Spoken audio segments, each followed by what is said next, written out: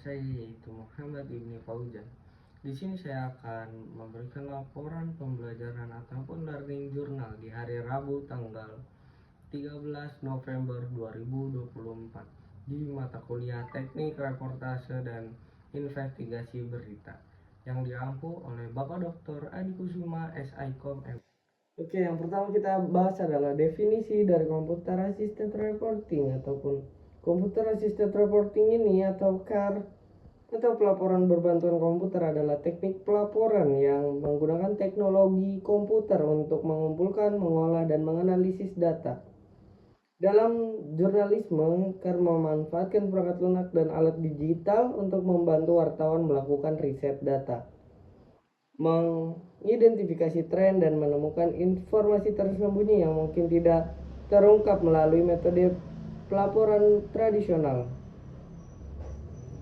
Keunggulan CAR dalam konteks Indonesia adalah yang pertama yaitu efisiensi, yang kemudian ada akurasi, kemudian ada analisis mendalam, dan ada visualisasi data.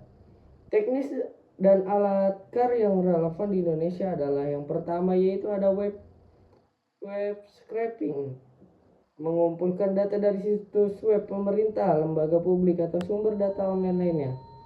Kemudian ada Spreadsheet, Microsoft Excel atau Google Sheet untuk pengolahan dan analisis data sederhana. Kemudian ada software pengolah data ataupun R-Python untuk analisis data yang lebih kompleks, termasuk pembersihan data dan analisis statistik. Terdapat komunitas dan sumber belajar online yang mendukung penggunaan software ini di Indonesia.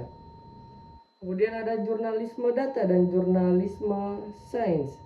Jurnalisme data adalah pendekatan dalam jurnalisme yang menggunakan analisis data untuk menghasilkan laporan yang mendalam dan informatif.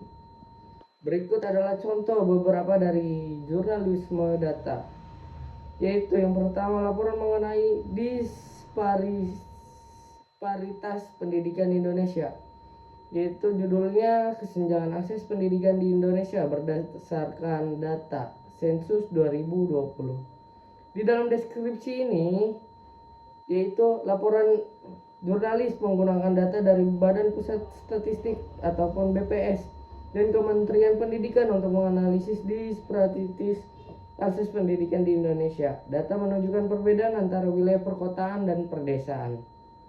Kemudian ada serta antara provinsi yang lebih maju dan yang tertinggal. Data yang digunakan adalah data angka partisipasi sekolah, tingkat kelulusan, dan fasilitas pendidikan berdasarkan provinsi. Visualisasi itu adalah grafik interaktif yang menunjukkan perbedaan singkat kelulusan SMA antara provinsi serta yang menampilkan tingkat akses pendidikan di daerah-daerah terpencil. Analisisnya yaitu adalah laporan ini mengungkapkan bahwa anak-anak di daerah pedesaan atau wilayah timur Indonesia memiliki akses yang sangat rendah dibandingkan yang ada di perkotaan dan mengaitkannya dengan faktor-faktor ekonomi dan infrastruktur yang terbatas. Kemudian ada jurnalisme sains, yaitu adalah gaya pelaporan yang bertujuan untuk mengkomunikasikan informasi ilmiah dengan cara yang akurat namun tetap menarik bagi halayak umum. Contoh dari jurnalisme sains ini adalah laporan tentang penemuan vaksin baru, artikel yang merinci penelitian terbaru tentang vaksin, termasuk bagaimana vaksin dikembangkan, proses pengujian klinis, dan potensinya dalam menangani penyakit tertentu, misalnya COVID-19. Kemudian ada manajemen produksi. Manajemen produksi berita adalah serangkaian proses yang dilakukan oleh tim redaksi media untuk menghasilkan konten berita yang akurat, relevan, dan tepat waktu. Proses ini mencakup berbagai tahap, mulai dari pengumpulan informasi hingga publikasi berita kepada audiens. Manajemen yang baik dalam produksi berita dapat memastikan kualitas jurnalistik, efisiensi, dan kecepatan dalam menyampaikan informasi, seperti manajemen produksi berita.